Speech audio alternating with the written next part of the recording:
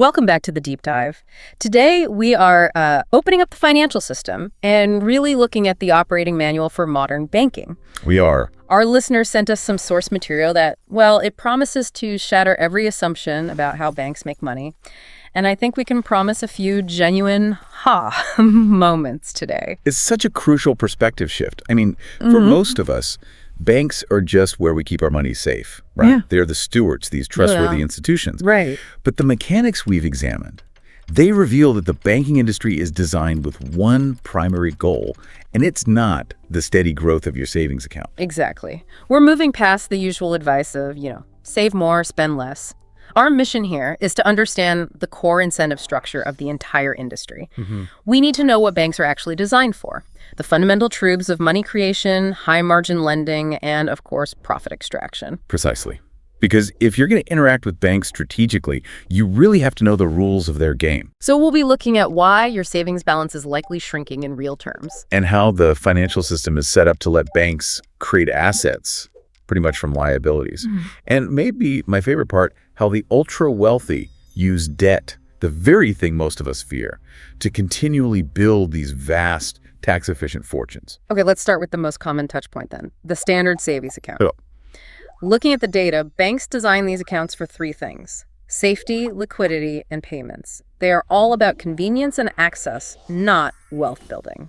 And that convenience, it comes at a very real cost to the average person who keeps substantial cash reserves just sitting there. So why is it failing you? The reason your savings account is failing you is just simple math. Yeah. Inflation. It's this constant silent tax on cash. Okay, lay out the numbers for us. Why is it so devastating to keep too much cash parked in what we think of as that safety deposit box? Well, the comparison is pretty stark. Historically, the average savings account in the U.S. pays around 0.4% in annual interest? Okay, 0.4%. That's what you get paid for letting them use your money. Right. But average inflation over the last decade, it's been running between 2 and 3% per year, sometimes more. So you're basically guaranteed to lose purchasing power. You're losing it 5 to 10 times faster than you're gaining any interest. That's not growth. That's a structured loss. It's exactly that. To illustrate the pain point for you listening, if you had $1,000 sitting in that account 5 years ago, based on those numbers, that same $1,000 only buys you about $850 worth of goods and services today. Wow. The bank is essentially counting on you not realizing that the safety they provide comes at the direct expense of your future purchasing power. And from the bank's perspective, this cash is the ultimate raw material. Your deposit is, it's a super cheap, zero-risk loan to them. That's it. They pay you 0.4%, or maybe even nothing if it's a checking account, for the privilege of turning around and turning that cash into high-yield assets for themselves. Which takes us right into the engine room of the bank. The process they use to turn your deposit into a fortune is called a net interest margin, or NIM.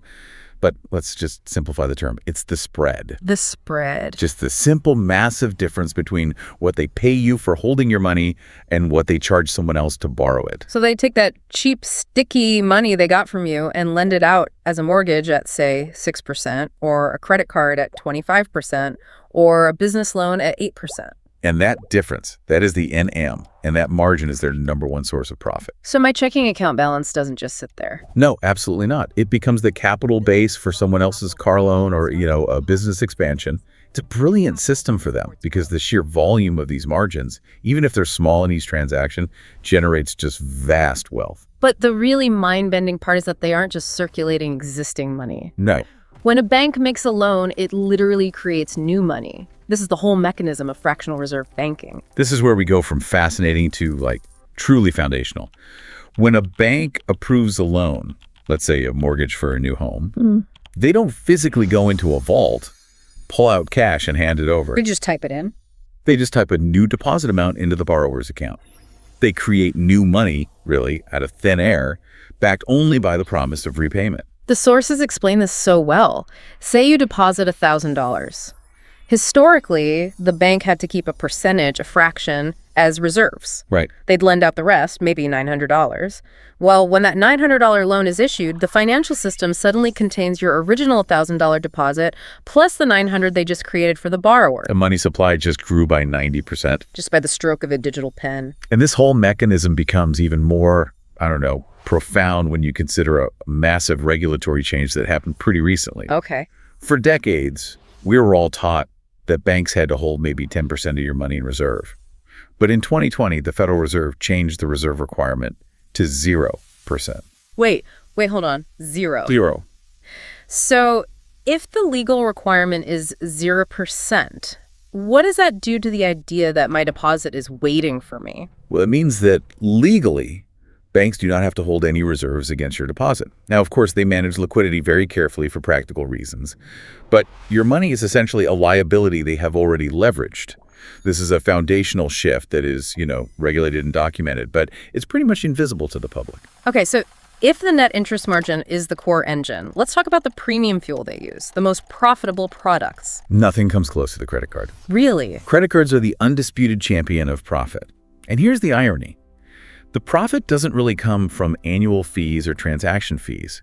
It comes overwhelmingly from customers who carry balances month to month. The people paying, 18, 20, 29% interest? Exactly. The sources actually use a pretty revealing industry term for the opposite type of customer. If you, the listener, pay off your credit card balance every month, using the float, getting the rewards, never paying interest. You are internally referred to by the industry as a deadbeat. A deadbeat. Wow. That phrase just illustrates their entire incentive structure perfectly.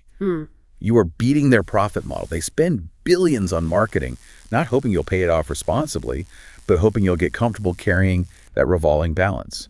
That's where the real profit is. Let's put that in context for someone listening.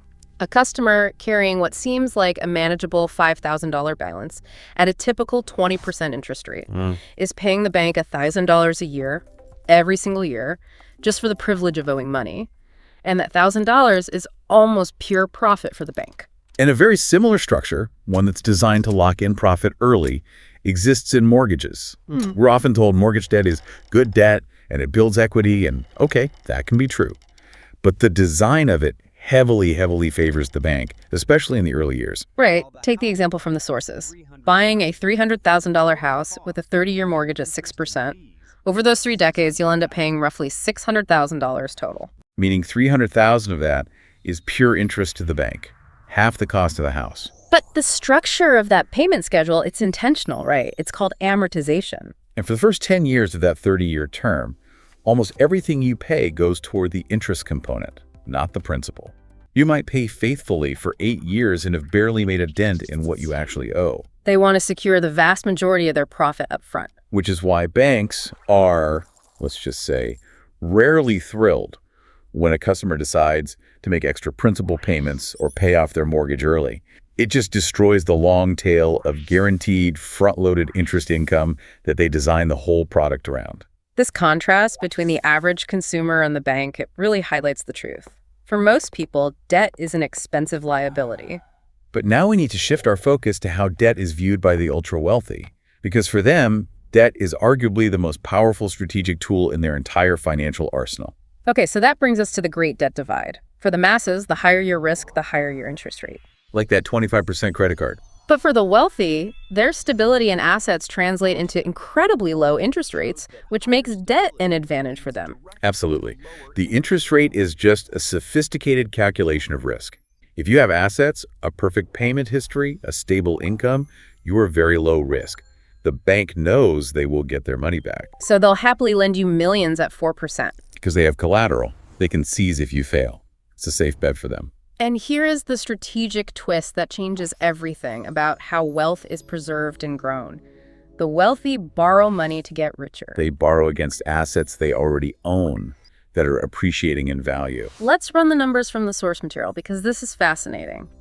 Imagine a wealthy person needs $200,000 for a big purchase, but they own $1 million in stock that's appreciating at, let's say, 10% a year. Instead of selling that stock, which would trigger a massive tax bill. Right. They go to the bank. They use the $1 million in stock as collateral and borrow the $200,000 at a very low rate, say 4% interest. And the genius part is the arbitrage. Exactly. They pay 4% interest on the loan, but their original assets, their stock, continue to grow at 10%. So they're making a 6% net gain on borrowed capital without selling their stock. And crucially, because they borrowed instead of sold, they successfully avoided paying immediate capital gains taxes on that 10% growth. And the tax advantage doesn't even stop there. Right, there's the stepped-up basis. Yes. This is a complex but incredibly valuable insight. It means the asset, that stock they held for decades, is revalued at its current market price on the day they die. It essentially wipes out the tax liability on all that appreciation. So the heirs can sell it the next day and pay almost no capital gains tax? It's an incredible mechanism for preserving generational wealth. So the average person is charged 22% interest on consumer debt, losing purchasing power, while the wealthy are strategically using 4% debt to amplify gains and minimize taxes. The bank loves both customers, but for totally different reasons. One is a high profit margin customer. The other is a high volume stability customer.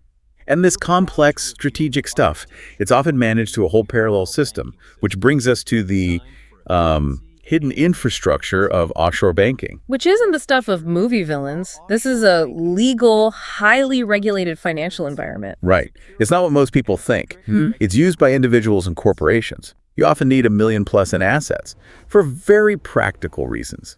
Tax optimization, more privacy, access to favorable regulations in places like, Switzerland, Singapore, Luxembourg. They're just using different national tax codes to legally minimize their global tax burden. But what's really insightful here is the idea of the cross-subsidy that comes from this high-end global banking. Meaning the profits the bank makes from these massive accounts Are astronomical. We're talking management fees, advisory fees, currency conversion fees on a massive scale.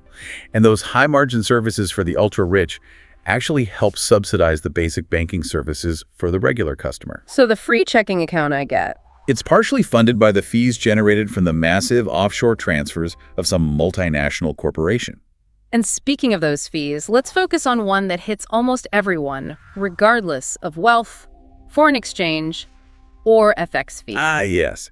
Every time you use your card abroad or buy something from an international site, your bank is charging a conversion fee, usually 2 to 3%. And the secret here is the wholesale versus retail price of currency. The actual cost for a large institution to convert that currency is truly negligible, a tiny fraction of a percent. The rest, it's pure profit. They buy currencies in massive bulk at the wholesale rate and sell it back to you at a highly marked up retail rate. Which explains why no foreign transaction fees is advertised as a premium feature on credit cards. If waiving a 3% fee is a major selling point, you know exactly how much money banks are quietly making off every other customer who's paying it. All of this, from the inflationary trap of savings to the complexity of offshore finance, it all ties back to a central goal for the banks. Which is that they benefit enormously from the financial illiteracy of the general public. And this isn't an accident. Financial literacy efforts often focus on teaching basic budgeting, but they seem to actively avoid the systemic mechanics we just discussed. Things like fractional reserve banking, the arbitrage of debt, the structure of mortgage amortization. The complexity is often deliberate. The terms and conditions for every financial product are intentionally dense, written in legalese that obscures function rather than clarifies it. It's a psychological barrier. It's designed to make the customer just give up and trust the institution. So if the lesson here is foundational, it's this. Banks are sophisticated, highly motivated businesses. They're not charities, and they are not inherently motivated to build your wealth. And that understanding, it shifts the power dynamic completely. Now you know their incentive structure. So the goal for you, the listener, should be strategic engagement. Use banks for what they're good at: safety, convenience, payments. But use other vehicles outside the bank to build actual wealth. Exactly. Read the fine print, shop for better rates, and always question the mechanism they're profiting from. You are not just a customer to them, you are a resource being harvested. And recognizing that fact, it changes everything about how you manage your money. It does. This has been a true deep dive. We've established that the entire stability of modern banking, despite all the layers of FDIC insurance and Federal Reserve backstops, relies on just one single concept. Confidence. Confidence. That is the fragile foundation of the entire system. As long as most people believe their money is safe and don't all try to pull it out at once, everything functions. But what's fascinating is how the regulatory structure, designed after the 2008 crisis to reinforce that confidence, has actually created this subtle but powerful phenomenon. It's called a moral hazard. It sounds academic, but let's put it in common terms. It's like giving a child a credit card, but then promising to pay the bill if they overspend disastrously. Knowing that ultimate safety net is there, the bailouts, the backstops, it allows banks to take bigger risks. Because they know the public via regulators and government intervention, will ultimately bear the costs of any massive failure.